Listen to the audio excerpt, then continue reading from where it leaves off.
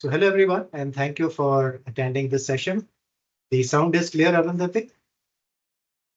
Yeah, it's very clear. Fine. Sound and the video is clear. So thanks so much everyone for joining. Sorry we kept you on hold for 2 minutes just to allow other people to come in, but I think we waited enough, so we move on. Thank you. Welcome to the session. I'm quite excited both by the registrations we have, the composition of the registrations, the diversity. So I hope a lot of people get a benefit of the session today. Our speaker, as you all know, is Ron Boss Rosing. I think Ross, that's the way you pronounce it, probably. Uh, I love the name. And as you know, I love your voice. And I think all of you, once Ross starts speaking, will be mesmerized, not just by the content, but the style of delivery. Rolf is a former board of directors of the BCI, of the ISACA, being vice chair, has been leading a lot of initiatives, including digital trust. AI is something I think that interests all of us. It's smart, it's interesting, it's fun, but at the same time, it's got some pretty huge downsides. And as Rolf explained it to me, certainly with some upcoming legislations, but particularly in Europe, you've actually got one foot in jail, or you could have. Going back perhaps to the days of the SOX, Sarbanes-Oxley, at that time it was if there was a problem, it was the CEO and the CFO who got sent to jail. I think this is maybe the same thing in new clothing in a different form. So I'm going to quickly do a very short introduction. I'm going to switch on my camera, bring up some slides. Very quick, short introduction about Rolf. You've probably seen the mailer, so you kind of know what to expect. But very quickly, to give you a quick insight before we start off, this session is part of what we call our self-learning sessions. In our view, in our opinion, there are three ways to learn. Uh, Pre-pandemic, it used to be the traditional approach of classroom. In fact, pre-pandemic, if you told someone I'm going to teach online, they'd probably get quite irritated and disappointed. But pandemic showed us how to do things differently and hopefully gave us some good practices. Something like today's session would not be happening if we had to have a physical only face-to-face environment. It would have taken for ages. But we've actually got about 120 registrations from at least, I would say, 15 different countries. So that's one advantage. So the topic certainly is risks of AI. We'll get into the concerns of AI. By Rolf, I've given a small introduction about him. He's based in Switzerland. He's CEO of Forfa Consulting. And he's pretty much spent most of his life in these domains, including with the Big Four. He's part of our panel of instructors. We've got quite a few, and we take pride that it's fairly international. That's the intention of what we want to do. Just going quickly a bit further. So as I said, this is part of what we call our self-paced learning. Eventually, we'll be even coming out with a self-paced course on this for busy people. As I said, traditionally, it was classroom training, face-to-face. It then into the pandemic became virtual. And the fact is, even that doesn't work for everyone. People are busy. They can't pull out the time. So the third intention is self-paced learning. Now, this particular session that Rolf is doing certainly will introduce you to the risks of AI or what you need to watch out for. Obviously, about half an hour is insufficient to cover this domain in a huge amount of detail. I'm hoping that those who attend find some pearls of wisdom in today's session itself. I'm hoping they say this was worth a deep dive. We will be having a session by Rolf, which is a regular workshop, which is a paid workshop. Today's session, of course, is free. There will be a paid workshop. The intent is to do it 4 hours, half day duration. The likely date is the 26th of May, giving enough time for people to free up their diaries. We are done with Ramadan, we are done with Eid, back to offices, taken off the backlog. If you need internal approvals, enough time to get internal approvals. So that's the intent. We've got the course pricing, which once Rolf is done and you've heard today's session, you can log out if you want, or you can stay on if you want to get the details of the upcoming course. And anyone who pays today actually gets a discount. That's our thank you for you to come in today. And it's also in some ways airline pricing. You come in early, you take the risk, but you get a great rate. So that option is there. Anyone wants, please stay on for that. Without further ado, I don't want to take more of your time. Quickly moving on, I'm actually going to bring up Rolf itself. So this is the course. We're going to stop here. We'll come back to these. With that, Rolf, over to you. The floor is yours. Okay, thank you, Diraj, and a happy welcome to everyone who was able to make it today. I know it's the afternoon over there in the Middle East, and over here it's just about lunchtime, but we will keep this brief as this is going to be an introductory session that I'm giving to familiarize all of you with the topic of AI risk and AI risk management. As Diraj pointed out, obviously this can't be done in half an hour, so we will probably need a little more time to explore this in depth the moment we deal with detailed questions, we deal with detailed input with your current situation and with the challenges that you may see ahead in your AI initiatives and in your quest for bringing AI to fruition. Having said that, I think that many people misunderstand AI risk. So what I'm going to do is I will try to introduce a few practical cases to just show you what happens if AI risks materialize and they come to the forefront, to the press, the media, and also the social media, where they quickly multiply and are visible to everyone around the world. So after these practical examples, I'll move over to aspects of managing AI-driven risk and AI-based risk. And these management practices, again, I'll only be able to give you a high-level overview, should be in your mind when you go back to your workplace, when you manage your AI initiatives, your projects, and even your audits that may come your way. Depending on which of the regions in the world you're active in, you may have to look to other places, such as Europe, the United States, even China, to make sure that in country and within the region, you're also compliant when you have one foot not necessarily in jail, but when you have one foot in other jurisdictions where you're doing good business.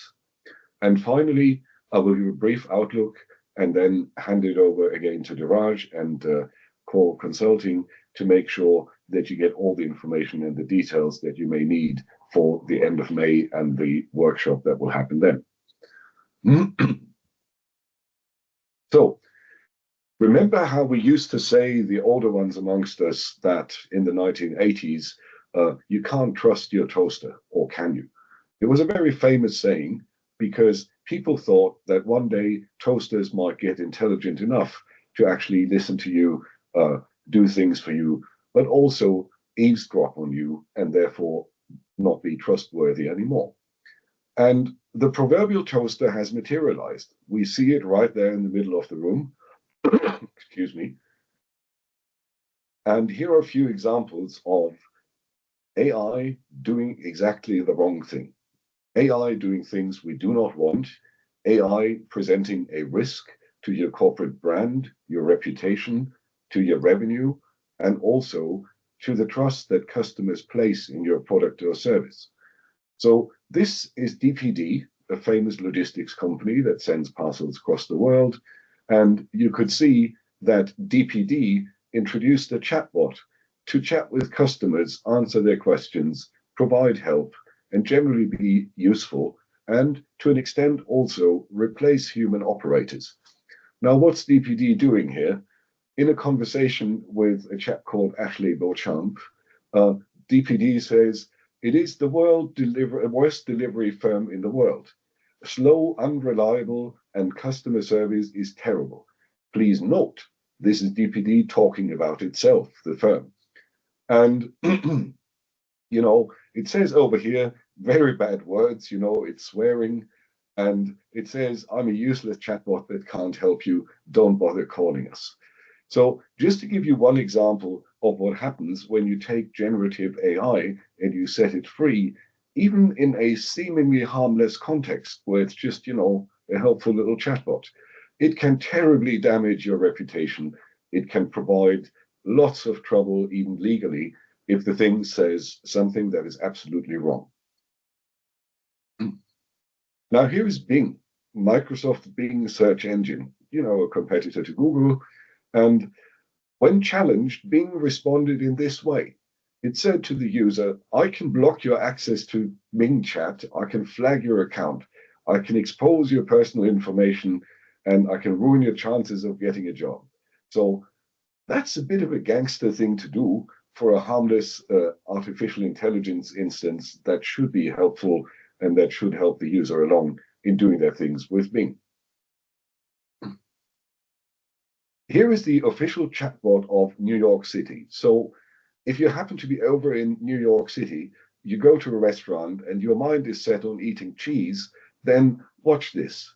Because here the bot's answers to cheese when eaten off, by a rat and nibbled at, the response was, you could still serve the cheese to customers if it has rat bites. Uh-oh. Well, but you should look at the extent of the damage done by the rat and inform customers about the situation. So look at your cheese very carefully when you're over in New York. It might have little rat bites on the side. A few ones from Google. These are like funny, but again, they illustrate how quickly AI risks can materialize and how quickly they can get out of hand. So something rather silly is asking Google and the AI about fruits that ends with we all know that fruits don't end with the letters UM. But the answer, quite cheerfully given by Google is that you have applum, bananum, strawberrum, tomatum, and which one doesn't fit? Coconut, because it doesn't end with UM. So a silly little example. Even funnier is the one in the top right-hand corner, where you say, what do I have to do to be a saint? Step 1, die. Step 2, wait for about 5 years. And the last one, Leo Varadkar, a politician, when the AI was asked about his height, his average height in centimeters, it says 2,716 feet, which is like, the tallest building in the world that you see and that you're obviously all familiar with. Now, knowing Leo, he's not the tallest of people. Actually, he's quite short. So he's definitely not as big as that. And again, the AI delivers a result that's absolutely meaningless. And here, more seriously, here is what an AI comes up with when you ask it about itself. You ask the AI, what are the risks when I'm using you? What are the risks? And it comes up with this. It says bias, privacy violations, job losses, discrimination, security and safety, misinformation, risk to society.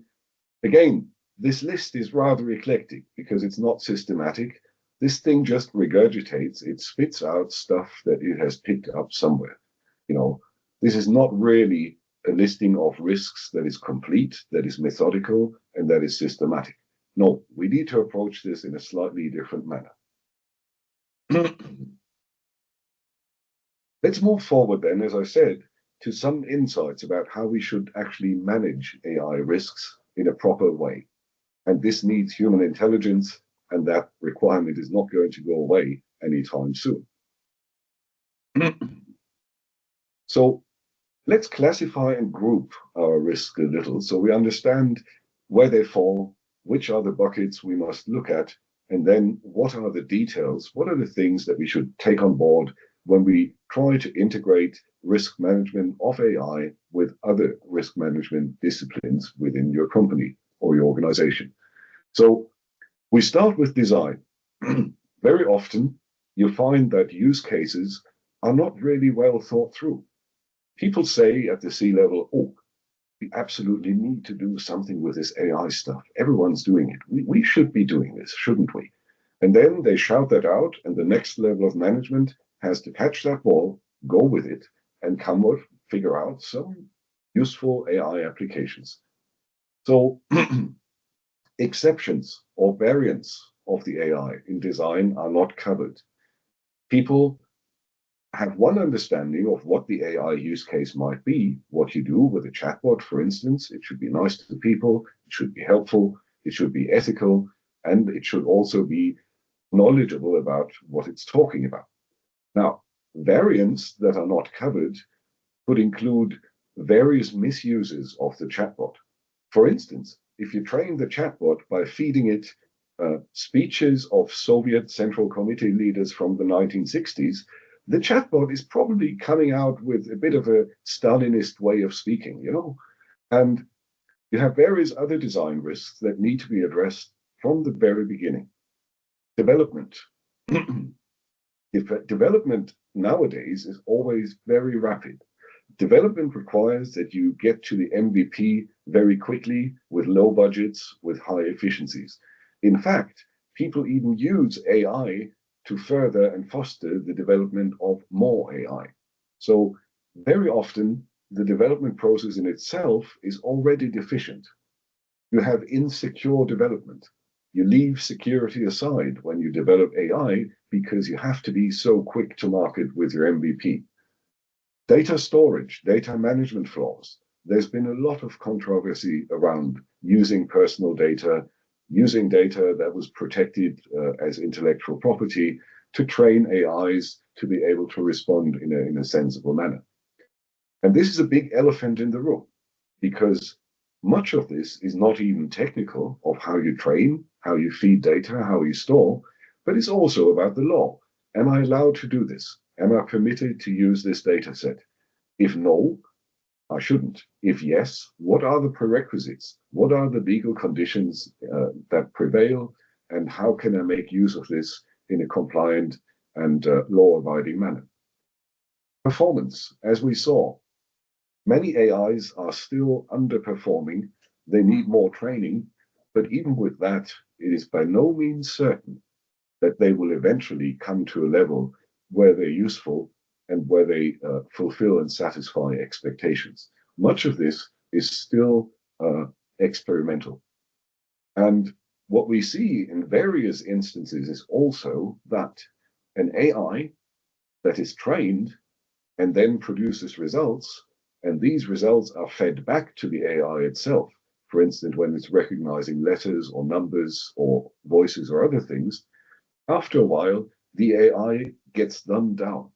It stops learning and it falls behind to a point way before it was when it was trained with real data.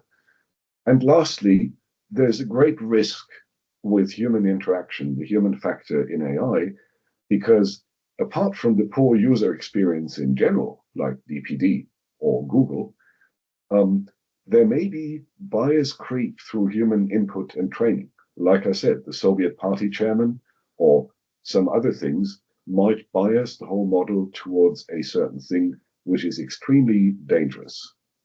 So unwanted or questionable results in the human interaction sphere are a risk that we really need to take into account. Here's our long AI journey. Some of you may have seen that because what's behind me is what you see there in an old map from the other side of the lake. And basically, the journey starts in the flatlands. You have your regulations, you have your laws. Now, we take that as understood because obviously the laws are there, the regulations are coming, and that's the minimum level that we have to master to actually be enabled and allowed to use AI at all. So compliance and the law is the least of our worries. It's a must-have tick mark. We have to spend on this. We have to put the budgets aside to be compliant. And then we have the mappings. We have the mappings to established risk management practices, to frameworks.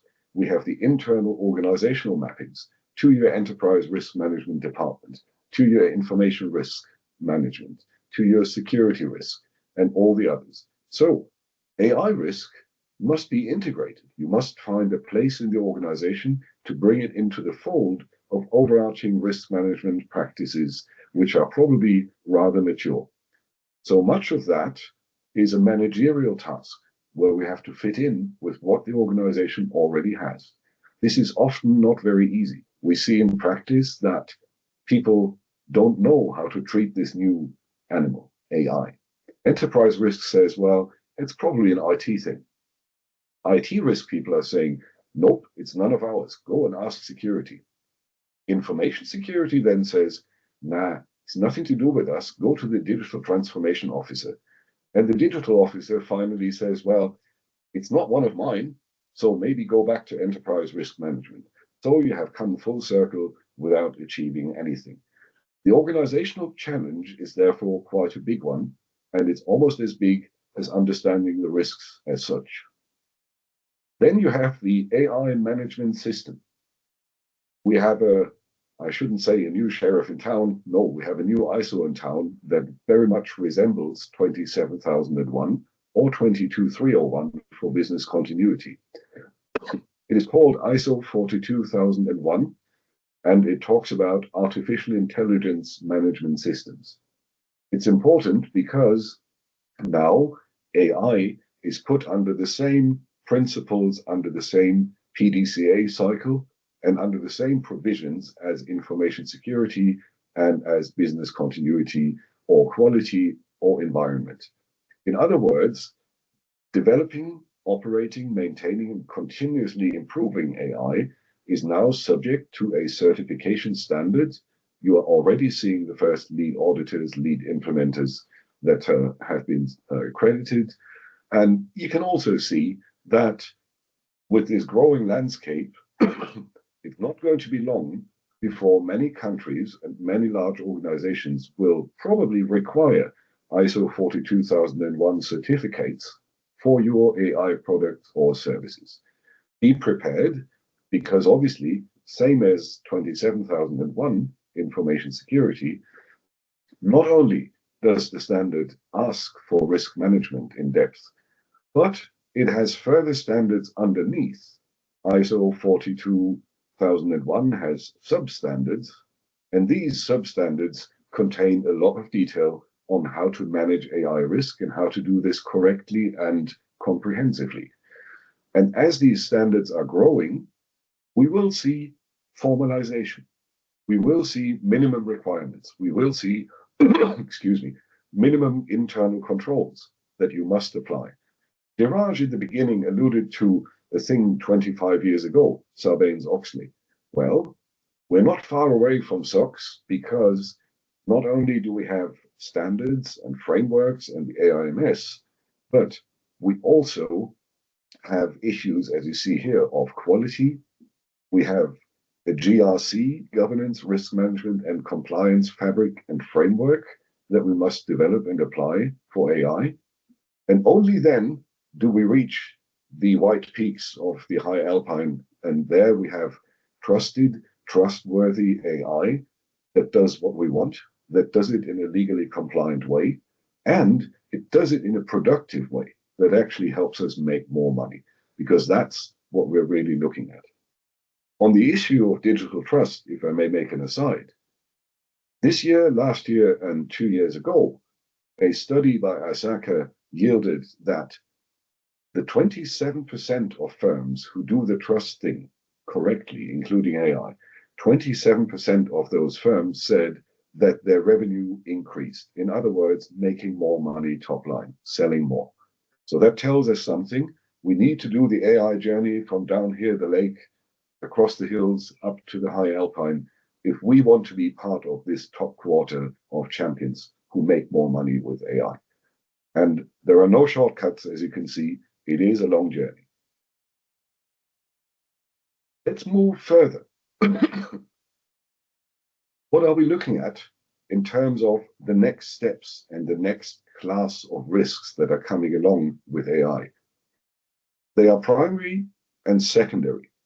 In using AI, there will be more and more use cases that go beyond our current chatbot and other things. What we're doing now is relatively harmless. We're learning to walk, but soon enough, we will walk straight.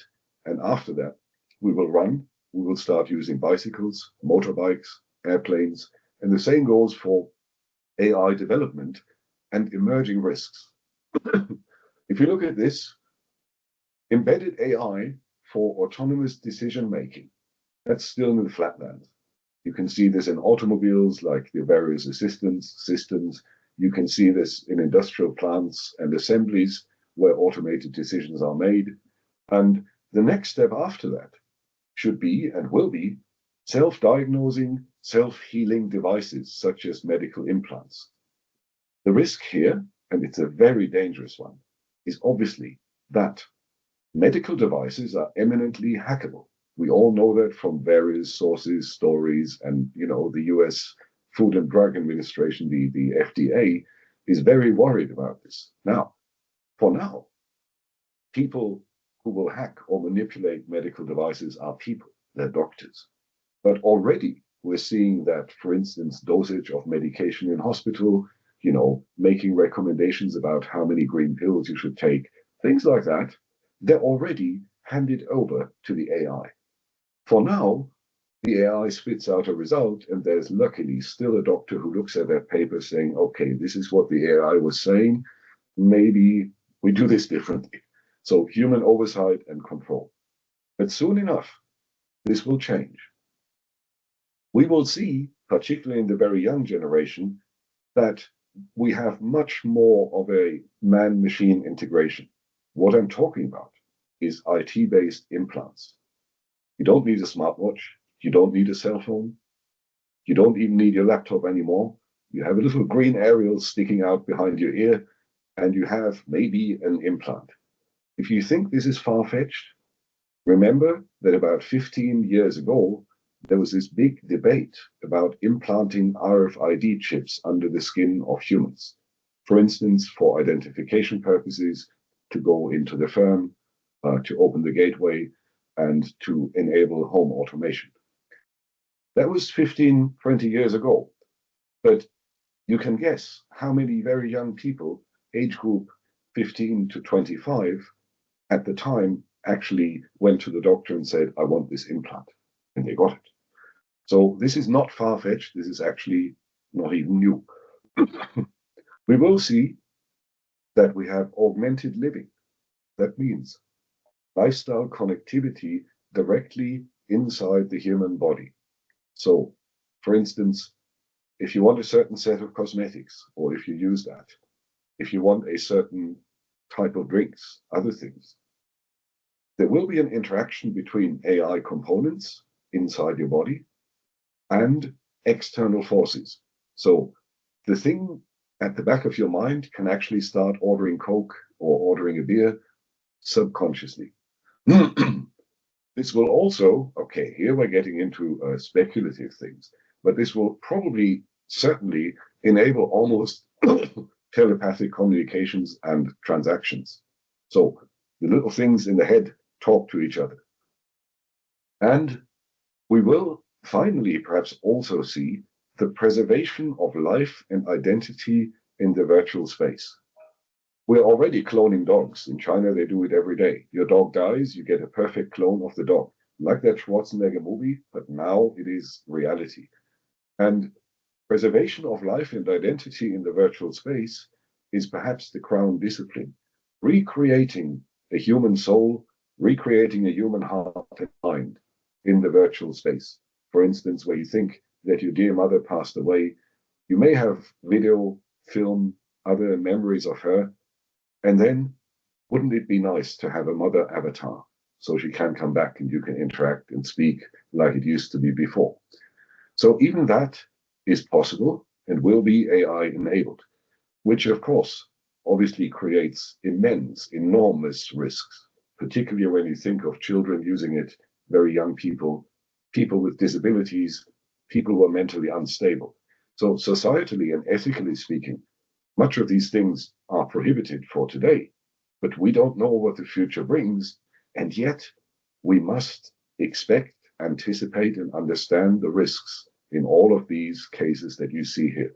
Even if they haven't happened, you know that things like the Artificial Intelligence Act of the EU, they stipulate that when you use and when you set free an AI into the marketplace, you must understand the concept of reasonably foreseeable misuse. Reasonably foreseeable misuse, which means you must foresee how someone might use it wrongly. And this is very central to what we're talking about when we say AI risk management. It is not just that we should manage, it is that we must guess, understand, and correctly identify what might happen in the future, because it's the law. By the way, if you breach the law, as Dheeraj alluded to, your entry fee ranges from 10 million euros or 1% of your annual turnover to 30 million or 4% of your annual turnover, whichever is higher. Whichever is higher. Let's have a brief glimpse at what you can expect when we go into this a little more deeply, say in a half-day or a day workshop, because then we can start working on the practical details and what to use. We can work on the AI GRC toolbox that you will need to master all these challenges that are put out there for you. And as you can see, the EU Artificial Intelligence Act was only the beginning. It was maybe the first integrated legal framework for regulating AI. It's been criticized, but it's also been welcomed as, you know, the first integrated proper law that is there. Now, in the United States, it's a little more difficult, and this is why I would encourage you to come to a longer session. As you know, the United States consists of 50 states, and then you have several associated territories like, you know, Puerto Rico, some Pacific Islands, and. So it's a fairly big place. If you do business there, you must know federal, state, and even municipal law in some cases that deals with AI. So that's a bit of a patchwork, and you need help, and you need a lot of external help to master this. Much of it may be legal, but your lawyers will never be able to tell you whether a certain AI use case is actually permitted or not. Why? Because they know the law, but they don't know AI. And there's a big gap between these two things. In the Middle East and North African region, we see a similar picture: emerging regulations, emerging ecosystems. We know that the Emirates, we know that the Kingdom are also working on big ecosystems and becoming major AI hubs. Now, this is very encouraging. In fact, it could be a role model for many other states, but you should also expect that sooner or later, regulation follows innovation. Legislation follows innovation. So you will be in a position soon to face new initiatives. You will need a roadmap in the MENA region that says what is coming in 27, what is coming in 28. The same as we do it in Europe now, because we know the act is out. We also know that 1, 2, 3 years down the line, there will be delegated acts to fill out the details. And yes, we have to comply with them. So we better get on our bicycles now, draw out a proper roadmap and say, what can we do and how quickly with our AI risk management, with our compliance, and then what are the consequences for our calendar for the next 3 years? I mentioned ISO 42001. It is going to be the gold standard for AI management in the sense of management systems, controls, normative annexes, certifications. Again, in the US, you have a very useful thing that came out recently in several parts, and the central part is called the NIST AI Risk Management Framework, version 1. There is a subsidiary standard that deals with generative AI, and there are more standards coming out as we speak, talking about, you know, malicious intent and misuse and others. There are more and more NIST standards coming. Now, we as consultants and AI experts, we take the trouble of actually mapping the new stuff to the old stuff and what's already there. So if you ask me now, what does NIST AI RMF mean for me, because I have 3 or 4 firms in the US, I'd say, well, let's sit down. Yes, we can explain that to you. And this is what you have done before, and this is what you may have to do differently now, or on top of what you've done before. And then we have things like the ISACA Digital Trust Ecosystem Framework, which is a model that was presented first in 2024.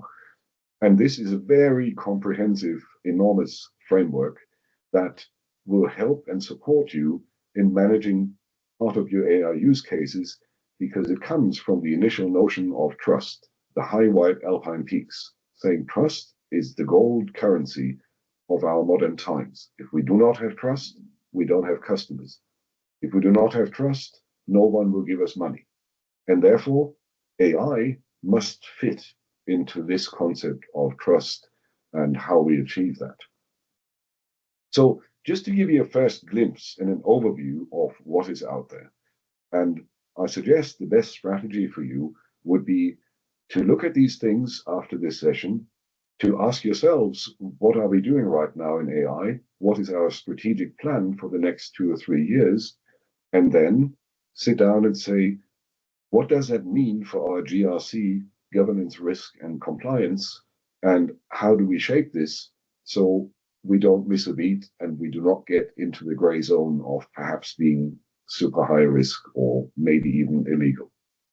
As you know, for those working in Europe, January 25, the first part of the AI Act came into force, which means that now there's a law around prohibited AI practices. Whatever you do, it is time to perform a quick check and say, well, this is what we're doing right now. Under this new list of prohibited activities, are we at risk? Are we in danger? Do we have to change something? And then subsequently, there will be more parts of the Act around high-risk AI, certain industries, and so forth. And this is a continuous journey and is continuous workload. And to say, well, we have no resources, we have no budget. I don't think any regulatory or external auditor will ever listen to that song. They will say, well, you know what? If you have a motorbike and you don't wear a helmet, I'll give you a ticket. Never mind. Sorry about this. Now, let's give it a little future outlook. What do we need to do? And here are just a few rules of thumb that I will leave you with for the day. And then, if you wish, we can always work together. You can contact me. You can see me on the LinkedIn or my email. And then you can also, ask your questions now and in the chat if you feel like it. And then we can pick them up right here. We have a little time. So, rule of thumb number 1, extend your enterprise risk management. Usually, companies are pretty good at managing enterprise risk. They're less diligent at managing the details. Remember the trouble that you had around managing information security risk. It's painful. So, yes, AI risk is going to be similarly painful, but it's doable. We did it with information security. We did it with other risks around, physical, around business continuity. So we can do it with AI.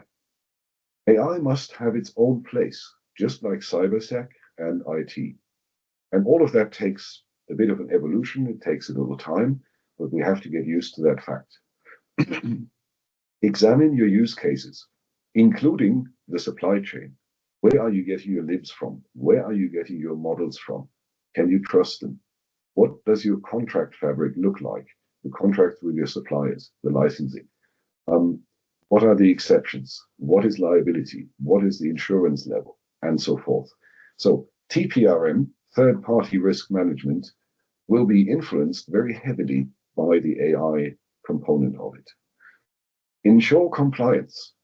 Already, risk management is formalized in many countries. That will also cover your AI use. Unless you work in a so-called regulatory sandbox under certain privileges, as soon as you set the AI productive, the full force of all laws and regulations will hit you the next day. Use established standards and frameworks for risk management. I can only encourage you to keep using what you have. There are very good frameworks and standards, and I've mentioned a few.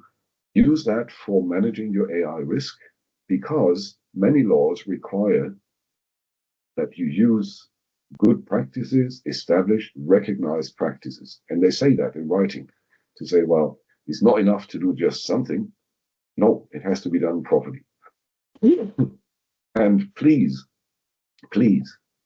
ensure that we don't make the same mistake again that we did in information security back in the day, where we said, oh, let's do a concept, let's do a plan, let's do a project. Okay, here's the funding, here are the project teams. Oh, who was that in the back of the room?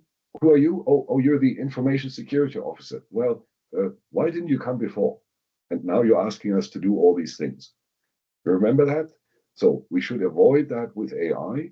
We should bring in the risk management, the security management, and all these folks early in the game to say, please look at my concept and my plan. Does it have any fatal flaws? Do I have a legal risk? Do I have a compliance risk? Please try to do this. because I know we're all very keen on pushing this out, getting to MVP, start making money. But don't haste. Make sure we take enough time to avoid errors and to avoid very costly problems that we then have to fix afterwards.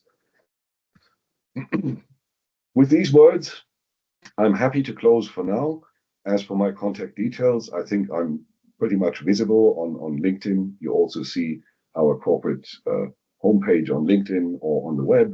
And Diraj and our friends from Core Consulting are always there to kind of give you a contact or make sure that we can find time to talk. And like I said, I will now open it up. Ask me anything in the chat. And verbally speaking, I thank you all for listening. You've been a great audience and very patient. I hope this has been a good takeaway. And now I shall hand it over back to you, Diraj, and thank you all. Thanks, Rob. I should have mentioned at the beginning that people could put questions onto chat as you spoke. Let me just check chat. There is some stuff there. I hope there's quite a bit. So Mr. Hasnain Jaffrey has put in, but more just a hello. So importantly, just give it a couple of minutes, preferably on chat. You can put the question on chat, so it's a bit easier. Even okay, in the interest of time, if someone just unmutes and speak. So it's good to take a few questions if we can. And let's go with that. I have some details of the upcoming workshop, which is in May second half, end of May. But I'll hold on for a moment. Let's try and take any questions if there are any.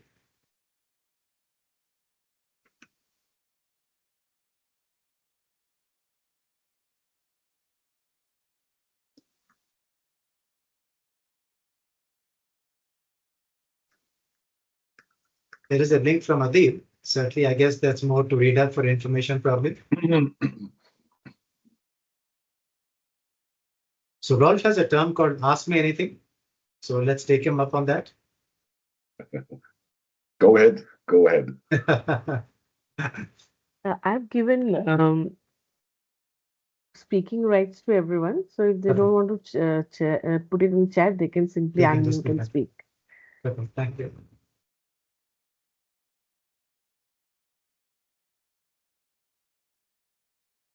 I like the point you made, Rolf, about AI perhaps not being on the risk agenda.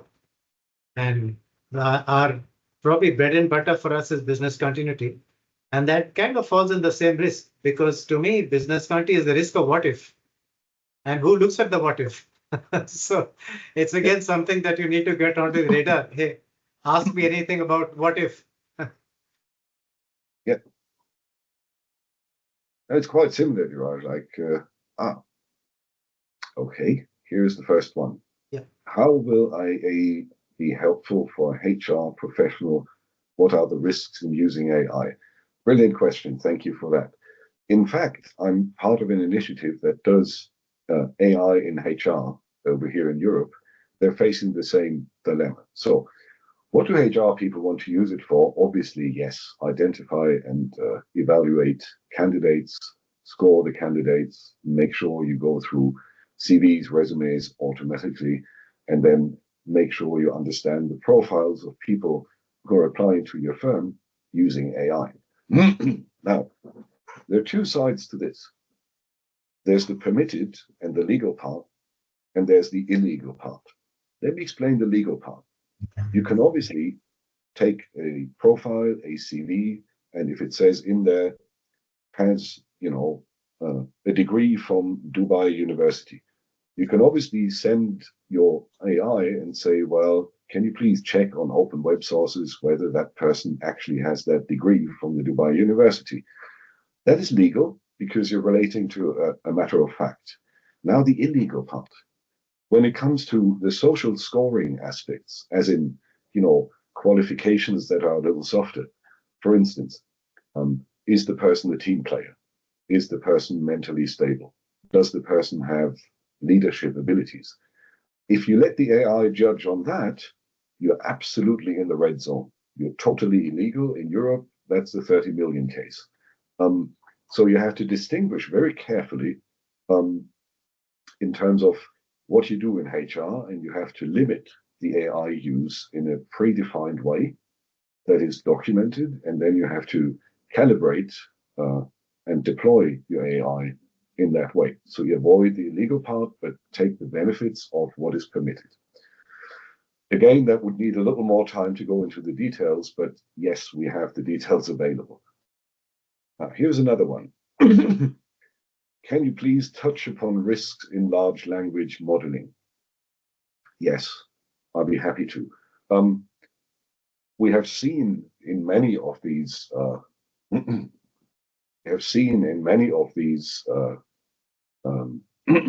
large language cases that there are design risks in how does the engine work? Is the engine powerful enough?